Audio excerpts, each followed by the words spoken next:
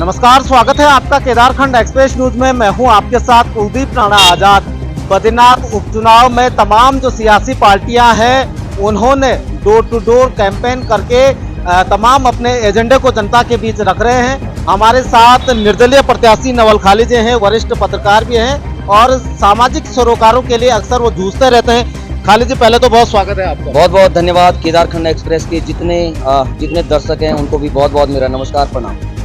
खाली जी, लगातार जनता के बीच आप जा रहे हैं। पहले तो ये बताएं कि जो ये बेमौसमी चुनाव यहाँ की जनता पे थोपा गया है, इसको लेकर जनता के बीच क्या लोगों के मुंह से सुनना मिल रहा है? देखिए, जब ये चुनाव की जब यहाँ इस पूरी सीट पर, बद्रीनाथ सीट पर जो है इतिहास में पहली बार इतना बड़ा घटनाक्रम हो गया। एक सिटिंग विधायक ने अपनी विधायकी छोड़ दी और उसके बाद जो है अब देखिए जगह जगह गांव-गांव जाकर वोट मांग रहे हैं। परसों में सुन रहा था उनके कोई प्रवक्ता कह रहे थे, अरे देखा आपने हमारे जो है प्रत्याशी जो है डुमुक, कलकोट और तमाम जगह पर पसीना बहा रहे हैं। अरे किसने कहा था भाई पसीना बहाने के लिए आपके लिए? ये जो नेताओं की सेटिंग गेटिंग है, यानी कि 50 करोड़ 60 करोड़ 70 करोड़ में जो बोली अपनी लगा रहे हैं और तमाम पार्टियों में जा रहे हैं, यही तो है। ये तो वही भंडारी जी हैं जो कह रहे थे कुछ समय पहले की बोलियां लगाई जा रही थी और उसके बाद खुद की बोली लग गई तो अब फिर से वोट मांगने जा रहे हैं। मैं ये कहना चाह रहा हूं आपसे राणा जी कि जनता के ऊपर जबरन चुनाव थोपने वालों को जनता करारा जवाब देना जानती है। इन लोगों को लग रहा है कि उत्तराखंड की जनता और खासकर पहाड़ की जनता कोई भेड़ बकरी है, कोई उनकी गुलाम है। उनको ऐसा लग रहा है कि वो पैसों में जो है जनता को खरीद लेंगे और उसके बाद हम फिर से जो है वोट मांगने जाएंगे। इसलिए उन्होंने पूरे तमाम मंत्री संतरी, छोटे मोटे नेता जितने भी आज पूरे सभी जगह जो है लगातार अपने चप्पे चप्पे पर बैठा रखे। भाई इस तरह से पहाड़ों का विकास तो नहीं होगा ना। जबरन आप चुनाव थोपेंगे फिर वोट मांगने जाएंगे।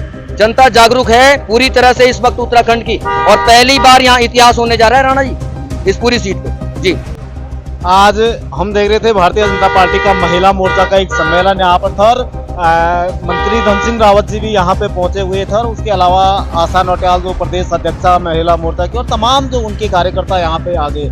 अब अगले कुछ दिनों वो यहीं डेरा जमाएंगे। हाल में मुख्यमंत्री भी अब यहाँ दौरा होने वाला है और उसके अलावा अनिल बलूनी जी भी यहाँ आने वाले। तमाम नेता आ गए हैं। संगठन और नेताओं की जो फौज है उसके सामने आपका प्रचार प्रसार कहाँ पे खड़ा है? भाई साहब देखिए, प्रचार प्रसार देखिए, मंत्री संतरी सांसद जितने चाहे आ जाएं। अरे हम तो इनको कह रहे हैं अगर डेरा डालना है तो आप दूरस्थ क्षेत्रों में क्यों नहीं डेरा डालते भाई? क्यों नहीं उन गाँव में जाके आप जो है उन माता बहनों की सुध लेते हैं? क्यों नहीं स्वरोजगार के लिए जो है युवाओं के बीच में डेरा डालते हैं? तब डेरा नहीं डालेंगे क्योंकि इनको जनता का वोट चाहिए। इनकी नजर में जनता वोट है, इसके अलावा और कुछ भी नहीं है।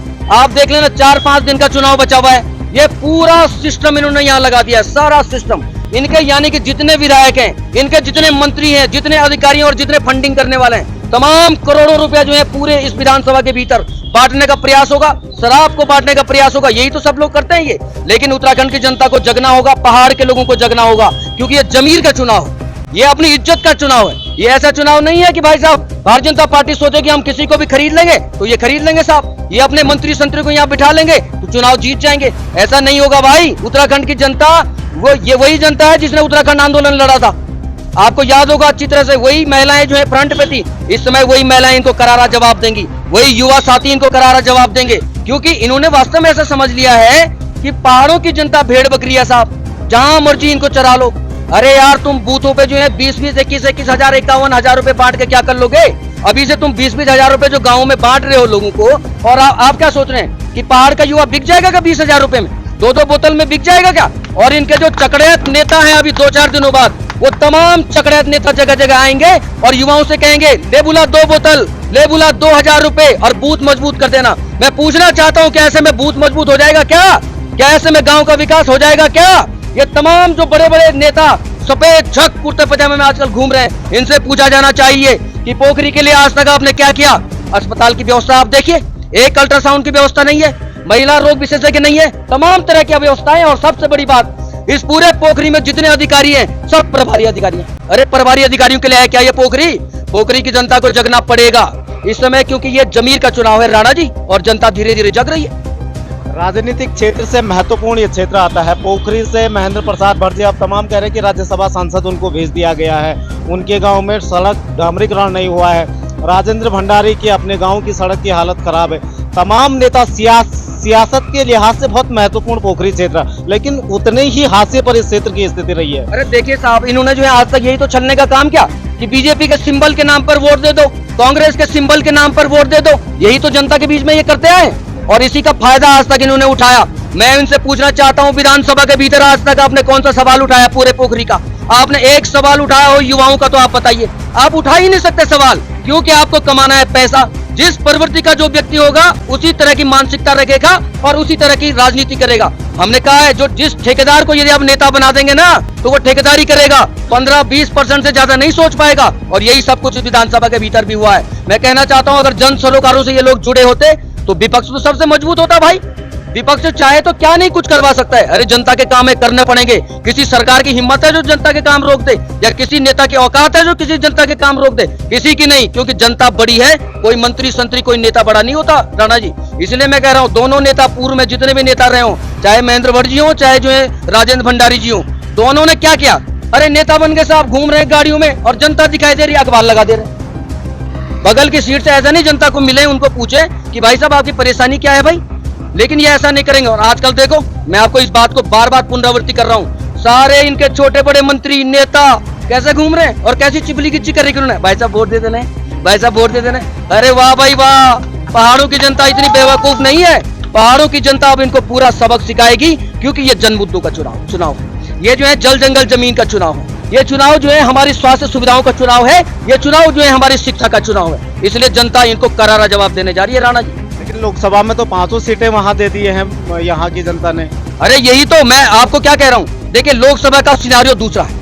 लोकसभा में लोग किसको वोट दे रहे हैं, क्या वोट दे रहे हैं, वो उनका अपना मत है। लेकिन पहाड़ के लिए पहाड़वाद की बात होनी चाहिए, पहाड़ के लिए पहाड़ों की बात होनी चाहिए। इसलिए हम लोग कहते हैं कि पहाड़ के मुद्दों को ये नेता नहीं समझ पाएंगे, जिनके रिमोट कंट्रोल तमाम दिल्ली में बैठे हुए हैं। मैं आपको अभी एक उदाहरण दे देता हूँ। अगर इस बीच में किसी गांव में कोई पुस्ता टूट गया तो एक बार वो पूछेंगे उस गांव में वोट कितना है, वो कहेगा 100 आदमी है। वो बोलेगा चुनाव कब है, वो बोलेगा 2 साल बाद है। बोला रहने दे यार, जब चुनाव होगा तब कर लेना।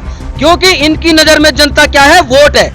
इनकी नजर में जो है जनता इंसान नहीं है, ये वोट की नजर से देखते हैं। इसीलिए ये बूथ बना रहे हैं जगह जगह। मैं अभी पाणा, ईरानी, झींझी, टुमक, कलकोट, नीति, माणा तमाम इलाकों में होकर है। और झींझी जैसे गाँव में, तमाम ऐसे गाँव में जहाँ 20-50 लोग थे, ये नहीं जा रहे वहाँ। ये अपने जो है छोटे मोटे जो होते हैं इनके, उनको भेज रहे हैं वहाँ। अरे अगर हिम्मत है तो ऐसे गाँव में जाके दिखाओ। क्यों? क्योंकि इनकी नजर में वो क्या है, वोट है। हमारी नजर में वो इंसान है। इसलिए हम लोग जा रहे हैं, लोगों की समस्याओं के समाधान की दिशा में हम लोग आगे बढ़ रहे हैं और आगे भी हम लोग लगातार इसी तरह से करते रहेंगे। और जो ये मेरी जन संवाद यात्रा है, ये कोई खत्म होने वाली यात्रा नहीं है। ये लगातार ये यात्रा चलती रहेगी, क्योंकि भैया इस वास्तव में इस उत्तराखंड के लिए क्या कुछ नहीं हुआ। आप बताइए, 42 शहादतें होगी, 42 लोग मर गए, शहीद हो गए, किसी को कोई फर्क नहीं पड़ रहा यार। सब लोग जो है अपने आराम से। और दूसरा बड़ा सवाल मैं पूछना चाहता हूँ सभी भाइयों से, जितने भी यहाँ पे भी हैं, मैं ये पूछना चाहता हूँ यार भाई साहब, देखिए दाल रोटी चीनी आप अपनी खुद की कर रहे हैं, स्वरोजगार रोजगार आप अपना खुद का कर रहे हैं, अपनी बेटियों बेटों की शादी आप खुद कर रहे हैं, आपके दुख दर्द जो भी देख रहे हैं आप खुद ही देख रहे हैं। तो जब सारे काम आप खुद कर रहे हैं तो इन पार्टियों के पिछले लोगों क्यों बने हुए हो भाई,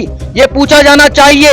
और इन पार्टियों के 2-4 लोग होते हैं खाली किसी गांव में, ठेकेदार किस्म के, खड़िंजा भी वही बनाएंगे, प्रतीक्षालय भी वही बनाएंगे, सिंचाई का काम भी वही करेंगे, जल जीवन मिशन में भी वही करेंगे। यानी कि 2-4 ठेकेदारों से बनी हुई ये पार्टियां, और वो लोग आएंगे और उसके बाद हमारे युवाओं को भरमाने के लिए 2-2 हजार बोतलें दे करके जो है इस तरह से वो करेंगे। ये नहीं होने दिया जाएगा। ये एक क्रांति है और ये क्रांति लगातार चलती रहेगी राणा जी। महिलाओं का एक बड़ा वोट बैंक भाजपा के माना जाता है कि जो फ्री राशन और किसान पेंशन निधि जो भाजपा ने लॉलीपॉप की तरह पकड़ाया, उस पे बड़ा जोर भाजपा का रहता है। इसको लेकर क्या कहेंगे आप? देखिए, जो ये फ्री का राशन है, इसके बारे में मेरी कई महिलाओं से बातचीत हुई। उन्होंने कहा भाई साहब ये फ्री का राशन नहीं चाहिए, हमें स्कूल में टीचर दीजिए, हमारे बच्चों का भविष्य। क्योंकि जो अमीर लोग हैं वो तो सब लोग पलायन कर गए, गरीबों के बच्चे यहाँ पढ़ रहे हैं तमाम जगहों पे स्कूलों में, और उनके लिए टीचर नहीं है। भाई साहब अब इसमें क्रांति हो रही है। ये राशन किसी ने मांगा नहीं, जनता ने तो नहीं मांगा था इनसे राशन दीजिए। ये राशन थोपा गया कि देखिए हम आपको राशन दे रहे हैं। अरे क्या हो जाएगा भाई, 15 रुपए के राशन देने से पहाड़ के लोगों को खरीद लोगे क्या? राशन नहीं चाहिए हमें, जो है स्वास्थ्य सुविधाएं चाहिए, हमें शिक्षा में जो है काम होना चाहिए, हमारे युवाओं के लिए रोजगार स्वरोजगार की दिशा में काम होना चाहिए। यही तो काम होने चाहिए पहाड़ में। राशन से कुछ नहीं होगा साहब। और जनता आप समझ रही है, धीरे धीरे महिलाएं भी समझ रही है। आपने देखा होगा, तमाम मेरे वीडियो आपने देखे होंगे, कितने महिलाओं का समूह हमारे साथ लगातार जुड़ रहा है, युवा हमारे साथ जुड़ रहे हैं। कोई इलाका ऐसा नहीं है, 210 के 210 बूथों पे हमारे युवा साथी हमारे साथ हैं और इस बार पहली बार जनता अपने मन की बात सुनेगी। इनको इतना करारा जवाब दिया जाएगा कि ये हमेशा के लिए जो है ये दल बदल सारी चीजें भूल जाएंगे। और दूसरी बड़ी बात मैं आपको कहना चाहता हूँ राणा जी, देखिए ये चुनाव कैसा चुनाव है। देखिए भारतीय जनता पार्टी और कांग्रेस के प्रत्याशी के जीतने हारने से भाई सत्ता तो बदलनी नहीं है, मुख्यमंत्री भी नहीं बदलना। जब कुछ बदलना ही नहीं तो क्या बदलना भाई। सबसे बड़ी बात क्या है, यदि निर्दलीय प्रत्याशी जीतता है तो केंद्र में बैठे नेता भी पूरी तरह से हिल जाएंगे। उनको लगेगा कि बद्रीनाथ की जनता के हाथ में कितनी बड़ी ताकत है। उनको इस बात का एहसास होगा और एक करारा तमाचा इनके मुंह पर होगा, तब जाके ये अपने अधिकारियों को भेजेंगे गांव-गांव में। पता करो भाई बद्रीनाथ की जनता ने क्या कर दिया, पता करके आओ। अधिकारियों की टीम जाएगी, पता करेगी, फिर यहाँ के लोगों का भला होगा। यहाँ के लोग धीरे धीरे आगे बढ़ेंगे, यही तो होना चाहिए राणा जी। देखिए दो संगठन दोनों पार्टियों में बारी बारी से दोनों राज की कि अब विकास की गंगा बहेगी इस क्षेत्र में। अरे लेकिन साहब लग रहा है कि ये देखे, यही तो इनका चाल चरित्र चेहरा है। और ये कह रहे 3-3 इंजन लग जाएंगे। अरे इंजन लगा दोगे लेकिन ऑपरेटर कहाँ से लाओगे? तुम्हारे पास तो ऑपरेटर ही नहीं है भाई। इंजनों से क्या हो जाएगा? सबसे बड़ी बात तो ये है, ये डबल इंजन ट्रिपल इंजन सारे इंजन जो है लोगों को भ्रमित करने के लिए है। एक ऑपरेटर इनके पास ढंग का नहीं है। बताइए बगल के विधानसभाओं में, कर्णप्रयाग विधानसभा, थराली विधानसभा में भारतीय जनता पार्टी का विधायक है ना, दोनों जगह। पूछिए वहां के लोग कितनी विषम परिस्थिति में लोग रह रहे हैं। ये जनता को भ्रम में डालते हैं और कुछ नहीं करते। ऑपरेटर इनके पास है नहीं, बस चुनाव करवा देंगे और क्या करवाएंगे। इनके बस का कुछ नहीं है। ये अब सोच रहे हैं कि हम जनता को पैसों में खरीद लेंगे, लेकिन ऐसा नहीं होगा। पहाड़ की जनता कोई बिकाऊ जनता नहीं है। पहाड़ की जनता इस बार करारा तमाचा इनके मुंह पे मारेगी राणा जी। अब आखिरी लोगों से क्या अपील करेंगे आप, क्योंकि निर्दलीय हैं और दो बड़े दलों के साथ आपकी टक्कर है। देखिए ये जनता का चुनाव है। मैं सभी लोगों से कहूंगा ये जनता का चुनाव है, आप लोगों का चुनाव है। मैं पत्रकारिता कर रहा हूं, लगातार लंबे समय से मैं पत्रकारिता कर रहा हूं। जन मुद्दों के लिए हमने काम किया, तमाम तरह की चीजों के लिए काम किया। अंकिता भंडारी हत्याकांड में आप सभी लोगों को मैं बता दूं, अंकिता भंडारी हत्याकांड में मुझे धमकी आई थी, आपको तो खुद पता ही है। मुझे धमकी आई कि इस खबर को मत चलाओ। क्यों? लेकिन हम उसके बाद भी डरे नहीं, हम लोग लगातार खबरों को चलाते रहे। लेकिन इन दोनों पार्टियों के नेताओं ने कभी कुछ नहीं बोला। क्यों? क्योंकि पहाड़ की बेटियों से, आपकी बेटियों से उनको कोई सरोकार नहीं है। उनकी नजर में ये सिर्फ वोट बैंक है। जितने लोग घूम रहे हैं वो इनको वोट के रूप में दिखाई देता है, वोट है यारो। तो मैं ये कह रहा हूँ राणा जी, देखिए पार्टियां, ये सब कुछ, ये सारा सिनारियो इस समय जो है जमीर का चुनाव है, बार बार मैं कह रहा हूँ। इसलिए जनता जो है बढ़ चढ़ करके जो है हिस्सा ले रही है। एक एक रुपया देकर जो है जनता इस चुनाव को लड़वा रही है। क्यों? क्योंकि ये क्रांति की दिशा में एक नया बदलाव है और ये बदलाव होकर रहेगा। पोखरी में आप खड़े हैं, यहाँ के लोगों के जो बेसिक बुनियादी मुद्दे हैं, एक तो अल्ट्रासाउंड की बात लगातार कर रहे हैं और जो कर्णप्रयाग पोखरी मोटर मार्ग है उसकी स्थिति काफी खराब, करोड़ों रुपए उस पर खर्च भी हो रहे हैं, 17 करोड़ अब करीबन उस पर खर्च भी हो रहे हैं। लेकिन उसके बाद भी आप जीतते हैं तो क्या करेंगे और अभी क्या स्टैंड लेने वाले हैं? अरे देखिए पोखरी कर्णप्रयाग मोटर मार्ग में करोड़ों रुपए की बंदर बांट होगी भाई साहब। 20-21 करोड़ रुपए कौन नेता इसमें पैसा खा गया, इसकी जांच होनी चाहिए। आखिर जो है जनता का पैसा कौन सा नेता है जो खा गया भाई? आप बताइए पोखरी कर्णप्रयाग मोटर मार्ग को कितने सालों से आप बना रहे हैं, जो भी यहाँ पे प्रतिनिधित्व करने वाले लोग रहे। अरे हमेशा काम लग रहा है, 5-5 साल काम लग रहा है, उसके बाद फिर से वही ढाक के 3 पाते हैं। यानी कि ये पैसा जो है अधिकारी जो है इन नेताओं की जेब में डाल रहे हैं। एक नेता ने, अगर सच्ची बात है, एक नेता ने कहा हो कभी कि यार पोखरी कर्णप्रयाग मोटर मार्ग के हालात खराब है, चलो इस बारे में कहीं सदन में सवाल उठाए जाए, कभी इस बारे में जनता और मीडिया में सवाल उठाए जाए? कभी नहीं। क्यों भाई? ये तो मोटा कमीशन लेना जानते हैं, इसके अलावा उनको कुछ नहीं आता। और जनता को ये भ्रम में डालते हैं, जातिवाद में बांटते हैं, तमाम लोगों में बांटते हैं। और एक बात और कह दूं, मैं तमाम ऐसे गांवों में घूमा जहां एससी समाज के हमारे लोग थे। अरे एससी समाज के लोगों को कांग्रेस सोच रही है कि इनको खरीद लिया क्या, उनके वोट वो सोच रहे हैं हमारे वोट बैंक है एससी समाज। लेकिन मैं जब उस समाज के बीच में गया, मसौली का उदाहरण आप देखिए, 100 से ज्यादा मकान मसौली में गिरने वाले हैं। किसने आवाज उठाई? हमने आवाज उठाई। उसके बाद जो एससी आयोग के अध्यक्ष हैं मुकेश कुमार जी, उन्होंने खुद इस पर कड़ी आपत्ति जताई और उसके बाद इसमें एक्शन भी होने वाला है। वहां लोगों की लिस्टिंग भी होने वाली है, यानी कि लोगों के मकान बनने की दिशा में काम शुरू होने वाला है। तो आप बताइए, इन नेताओं ने हमेशा मसौली के लोग, तमाम एसटी समाज के जितने भी लोग हैं, उनको वोट बैंक के रूप में इस्तेमाल किया। कांग्रेस कह रही है अरे हमारे वोट बैंक है। अरे कभी गए तुम उस गरीब आदमी के पास? कभी पूछने गए कि तुम्हारे बेटे रोजगार स्वरोजगार कर रहे नहीं कर रहे? क्यों? अरे भाई इनको तो आरक्षण है। अरे वो आरक्षण खाना है क्या? उनके बच्चों को पढ़ने लिखने के लिए तुम सुविधाएं दोगे नहीं। मकानों की स्थिति, उनकी जर्जर स्थिति, प्रत्येक समाज का यही हाल है। यानी कि पार्टियां ये समझ बैठी हैं कि हमारा अधिकार चलेगा जी, पहाड़ के लोग सब हमारे गुलाम है जी। ऐसा नहीं होने दिया जाएगा और इस बार जनता जो है करारा जवाब देगी। अंकिता का जिक्र आपने किया, उसमें मैं एक सवाल आपसे लूंगा, क्योंकि अंकिता भाजपा का महिला मोर्चा का इतना बड़ा संगठन है, लेकिन एक शब्द किसी महिला ने आज तक उसमें, और अंकिता ने किरण की बात करे और पिंकी हत्याकांड यहाँ थराली नारायणगढ़ में हुआ, तमाम महिलाओं में इसमें शोषण उनका हुआ है, लेकिन इतना बड़ा संगठन नहीं बोला। क्या कहेंगे? भाई देखिए, भाजपा एक कंपनी है, कांग्रेस भी एक कंपनी है, आप ये मान के चलिए, दोनों कंपनियां हैं और दोनों कंपनियों के हिसाब से चलती हैं। आपने देखा हुआ इनके एजेंट होते हैं, बूथ एजेंट, फलाना एजेंट, ये एजेंट, उनको पैसे आते हैं, वो एजेंट काम कर रहे हैं, साहब अपने अपने काम कर रहे हैं। मैं ये कह रहा हूँ, इनको पहाड़ों के किसी सरोकार से कोई मतलब नहीं है। लेकिन जो महिलाएं क्रांति के लिए जानी जाती है, वो महिलाएं वहां कैसे मूव करती जो भारतीय जनता पार्टी में भी जो महिला इनका मोर्चा है, तमाम तरह का मोर्चा, अरे तब नहीं बोलेंगे ये जब अंकिता भंडारी हमारी बेटी के साथ कुछ हो जाएगा, उनको क्या फर्क पड़ता है? ऊपर से बोला गया नहीं बोलना साहब, नहीं बोलना तुमने, तो ये कंपनी की तरह काम कर रहे हैं, इनके जो है कोई भावनाएं संवेदनाएं तो है नहीं इनके अंदर, बस ऐसे ही करते रहो भाई। इसलिए मैं कह रहा हूं कि इन पार्टियों को पहाड़ के बेटे बेटियों से कोई सरोकार नहीं है। इनका मतलब है सिर्फ लोगों की वोट पाना और जनता को भरमाना, किसी तरह से वोट बैंक अपना बनाना। लेकिन इस बार जो है जनता जाग रही है, क्योंकि मैं बहुत अब तक कई गांवों का भ्रमण कर चुका हूं, प्रत्येक गांव में मैं प्रवास कर चुका हूं। और दूसरी बड़ी बात, अरे ये कह रहे हैं करोड़ों रुपए चुनाव में खर्च होते हैं, अरे किस बात के करोड़ों रुपए इनके होते होंगे? क्योंकि शराब और मुर्गे ये बांटते हैं साहब, उसपे करोड़ों रुपए इनके खर्च हो रहे हैं और वसूली कर रहे हैं जनता से। दूसरी बड़ी बात, मैं कई गाँव में गया भाई साहब, उन गाँव में पैदल रास्ता था, हमने रास्ते में लिंगुड़े निकाले, और जिस गाँव में मैं रुका वहाँ छाछ, दूध, घी सब कुछ था, रात में छाछ भी खाई, लिंगुड़े की सब्जी भी खाई। कहाँ पैसा खर्च हुआ बताइए आप? इस तरह के जो है हमें वास्तव में जो है इस नई राजनीति की तरफ चलना हो, नई राजनीति की दिशा अपनानी पड़ेगी। अगर यहाँ के लोगों ने ये नहीं किया ना, आप देखना यहाँ और भी खराब हालात होने वाले हैं। अभी तो अस्पताल नहीं है, जितने भी ऑफिस है कुछ दिन बाद वो भी बंद हो जाएंगे, बहुत सारी चीजें ऐसी हो जाएंगी यहाँ के लोग कल्पना नहीं कर सकते।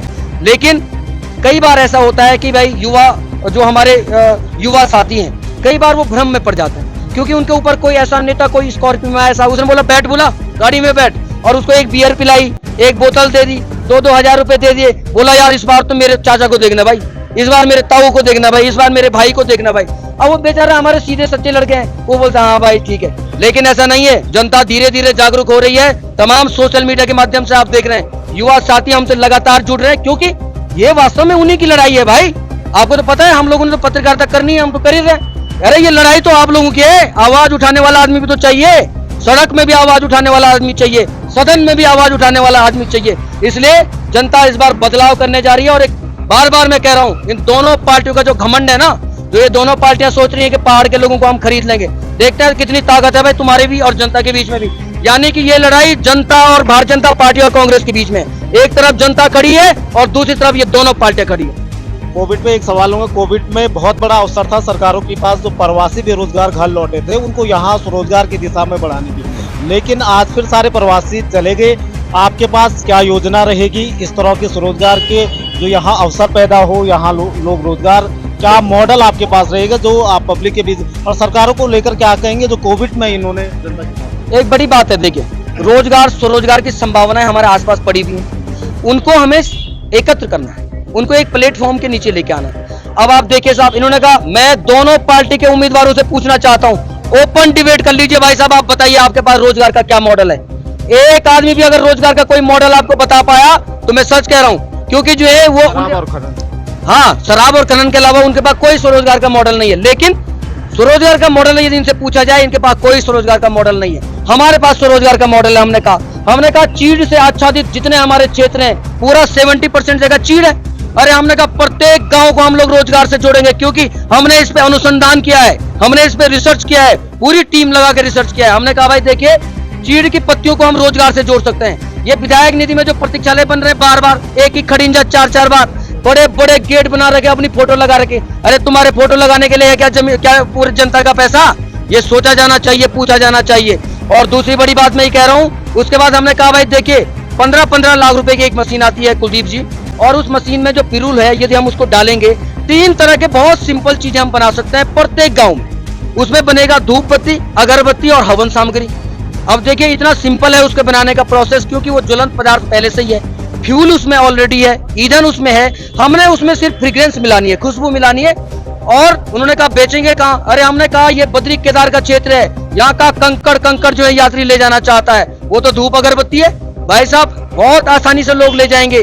हाथ जोड़ करके ले जाएंगे, प्रत्येक गांव में रोजगार मिलेगा, महिलाएं युवा जितने साथी हैं सब रोजगार से जुड़ पाएंगे। हमारे पास तो इस तरह के रोजगार के मॉडल हैं और जो बहुत आसानी से भी हो सकते हैं कुलदीप जी, लेकिन इन पार्टियों के पास कुछ नहीं है। ये भरमाएंगे लोगों को, जो है गलत दिशाओं में ले जाएंगे, शराब पिलाएंगे, तमाम तरह की चीजें करेंगे, लेकिन ये कभी भी जो है स्वरोजगार रोजगार की बात नहीं करेंगे। बहुत धन्यवाद हमारे साथ जुड़ने के बहुत लिए। बहुत धन्यवाद ये थे निर्दलीय प्रत्याशी नवल खाले जी, जो चुनावी मैदान में है और इन्होंने रोजगार स्वरोजगार का जो मॉडल जनता के बीच रखा है वो वाकई में मील का पत्थर साबित हो सकता है। अब देखने वाली बात होगी कि बद्रीनाथ की जनता इनको अपना समर्थन देती है या नहीं। आप बने रहे हमारे साथ, एक नई रिपोर्ट में फिर हाजिर होंगे। नमस्कार।